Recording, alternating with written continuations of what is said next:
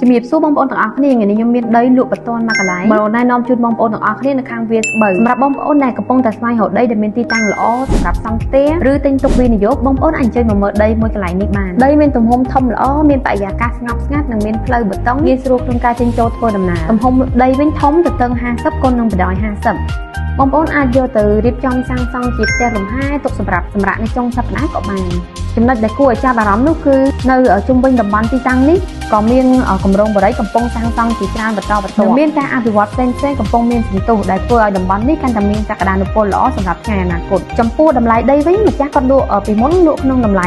$250ក្នុង1ម៉ែត្រការ៉េតែបច្ចុប្បន្ននេះគាត់បញ្ចុះតម្លៃនៅសល់ត្រឹមតែ$220ប៉ុណ្ណោះក្នុង1ម៉ែត្រការ៉េដូចនេះសម្រាប់ពុកម៉ែបងប្អូនដែលចាប់អារម្មណ៍បងប្អូនអញ្ជើញទាក់ទងមកកាន់ខាងក្រុមហ៊ុន Royal 5G យើងខ្ញុំដើម្បីសាកសួរព័ត៌មានបន្ថែមឬណាត់ពេលចុះទៅមើលនៅដីផ្ទាល់ក៏បានសូមអរគុណ